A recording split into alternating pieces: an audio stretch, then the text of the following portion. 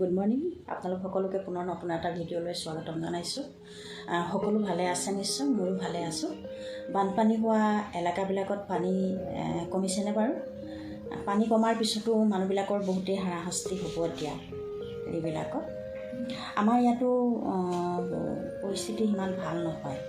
আজি আমাৰ অফিচ বন্ধ, কালি গধূলিয়ে গ্ৰুপত মেছেজ আহিলে, মানে যিবিলাক এৰিয়াত অকণমান হুলস্থুলীয়া পৰিৱেশ সৃষ্টি হৈছে এই এৰিয়াবিলাকৰ মানুহবিলাকে ৰিস্ক লৈ অফিচ আহিব নালাগে বুলি আমালৈ মেছেজ আহিলে। কাৰণ এই যে প্ৰধানমন্ত্ৰীয়ে এটা কি অগ্নিপথ নে কিবা বুলি এটা আঁচনি যে উলিয়াইছিল, এইটোক লৈ ইয়াতে বহুত হুলস্থুল হৈ আছে। ইউপি, দিল্লী, বিহাৰ এনেকুৱা এই জেগাবিলাকত। আমাৰ ইয়াতে দিল্লীত জনপথ বুলি যিটো জেগা আছে নহয়, তাতে মানে অলপ হুলস্থুলটো অলপ বেছি হৈছে। সেইকাৰণে আমি বিশেষকৈ মই ৰিক্স লৈ পেলাই যাব নিবিচাৰিলোঁ, আজি নগ'লোঁ। চাহ তাহ খালে চাগে আপোনালোকে সকলোৱে। ময়ো গা চা ধুই চাহ তাহ খালোঁ। এতিয়া ভাবিছোঁ অকণমান আম আছিলে, আম বেয়া হৈ যাব, আম খাবলৈ লৈছোঁ এতিয়া। আপোনালোকে চাগে আম খাইছে, বাৰীত আম জাম ভুগিছে নিশ্চয়। এতিয়া আমৰ বতৰ আৰু আমবিলাক ছিজনেবল ফুল খাব লাগে। আমখিনি খাই লওঁ, তাৰপিছত আজি লাঞ্চৰ বাবে কি যোগাৰ কৰিম আপোনালোকক দেখাম।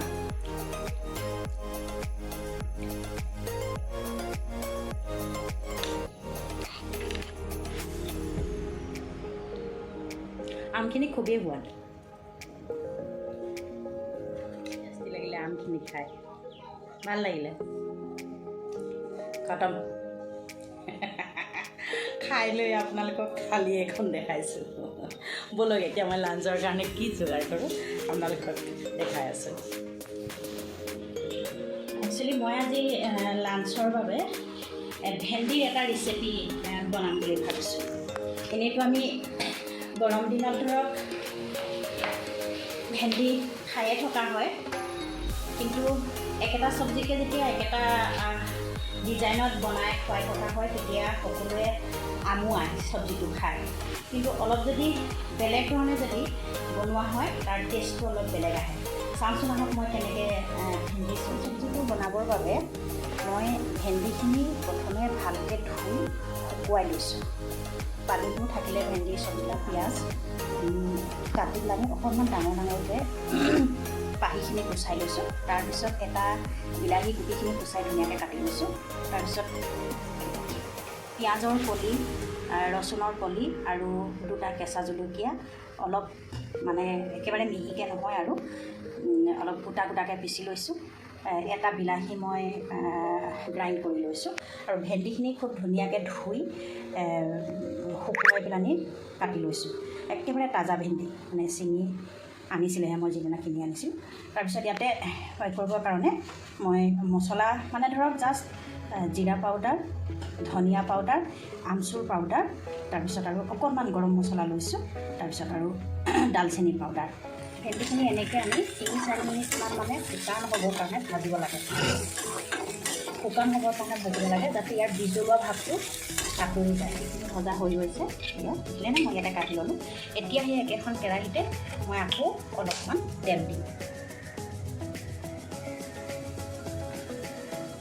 গৰম হৈছে, পিঁয়াজখিনি মই ইয়াতে ভালকৈ ৰঙা হোৱালৈকে পিঁয়াজখিনি ভাজিব লাগে।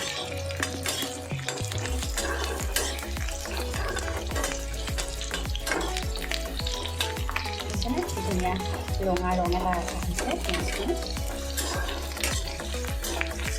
ৰঙা হৈছে। মই এতিয়া কাটি দিছোঁ আদা ৰচুনখিনি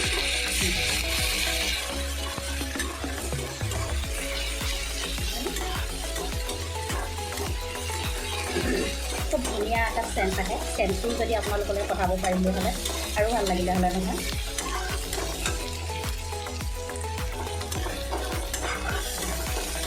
এতিয়া ৰচুন আৰু পিঁয়াজ জলকীয়া এইটো কাটি দিম ধুনীয়াকৈ।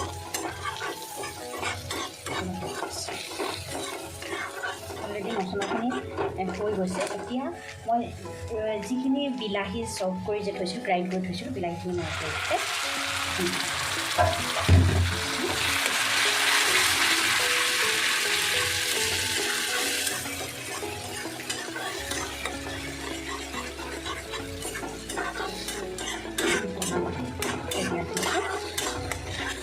বৰ বেছি হাই ফ্লেমতো দিব নালাগে, ল' ফ্লেমটো দিব লাগে।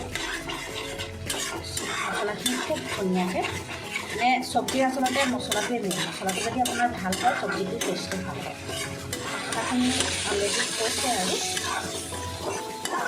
তেলটো লাহে লাহে দিছোঁ।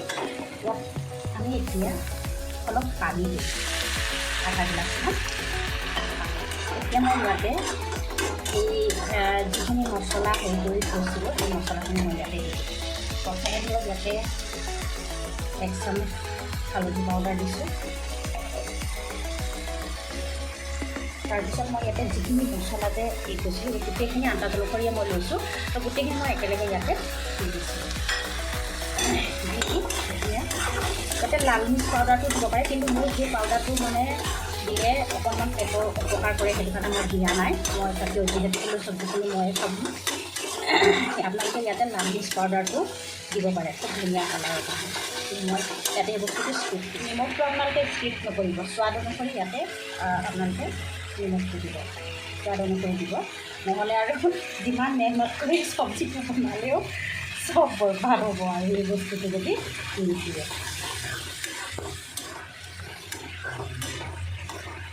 তাৰপাছত মই ভেন্দিখিনি, ভাজি থোৱা ভেন্দিখিনি ইয়াতে দি দিম। এইটো মানে একেবাৰে আৰু কুইক প্ৰচেছ আৰু ইয়াত কোনো দেৰি কৰি থাকিবলৈ নাই আৰু ফটাফট দি দিয়ক আৰু।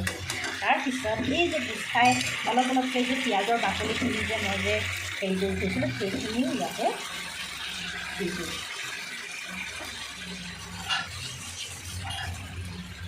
দিয়াৰ পিছত সেইখিনি ধুনীয়াকৈ সেইখিনি লৰাই, তাত এতিয়া ভেন্দি ভাগি তাৰ গুটি ওলোৱাৰ কোনো চান্স নাই। ধৰক বিজল ভাৱটোতো ইয়াত নাহেই, গম পাইছেনে?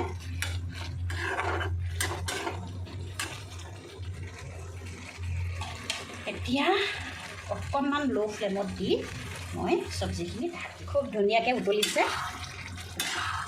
এতিয়া মই অকণমান ধনিয়া পাত ইয়াতে ওপৰতে দি দিম, আনি থোৱা ধনিয়া আছিলে। আপোনালোকে থাকিলে দিব পাৰে, নাথাকিলে এইটো স্কিপো কৰিব পাৰে, কোনো একেবাৰে মেণ্ডেটৰী নহয়। তাৰপিছত আৰু ভাত ৰুটি লগত ধুনীয়াকৈ খাওক আৰু। ইয়াতে আচলতে গম পাইছেনে, ঠাণ্ডা দিনৰ কিছুমান চব্জিও গৰম দিনতো ইয়াতে পোৱা যায়। এতিয়া ধৰক পালেং শাক, ধনিয়া, মূলা, এনেকুৱা চব্জিবোৰ, ফুলকবি এভেইলেবল থাকে চব ছিজনতে। এয়া হৈছে মোৰ আজিৰ ভেন্দিৰ বিলাহীৰ লগত গৰম গৰম ৰেচিপি। দেখিছেনে?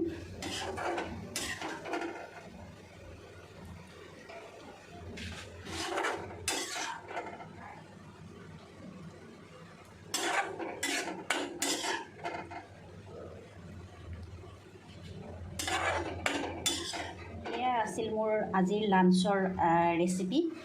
কেইটামান ভাত বনাই ইয়াৰ লগতে আজি খাই লাঞ্চটো সমাপ্ত কৰিম। বন্ধু বান্ধৱীসকল, মোৰ ৰেচিপিটো চাই আপোনালোকে কেনে পালে? যদি ভাল লাগিছে নিজেও এবাৰ ট্ৰাই কৰি বনাই খাব। আৰু ময়ো এতিয়া অকণমান ভাতৰ লগত খাই চাওঁ কেনেকুৱা হয়। মইতো ভালেই পাওঁ, আপোনালোকে কেনেকুৱা পায় নাজানো। আজিলৈ ইমানতে আহিছোঁ। কাইলৈ নতুন এটা ভিডিঅ' লৈ আপোনালোকৰ ওচৰলৈ আকৌ আহিম। তেতিয়ালৈকে আপোনালোকে ভালে থাকক। মোৰ এই চেনেলটো বা মোক যদি আপোনালোকে ভাল পাইছে তেতিয়াহ'লে চেনেলটো ছাবস্ক্ৰাইব কৰি থ'ব, যাতে মোৰ আহিবলগীয়া ভিডিঅ'বিলাক আপোনালোকে পাই থাকে। তেতিয়ালৈকে ধন্যবাদ। জয় আই।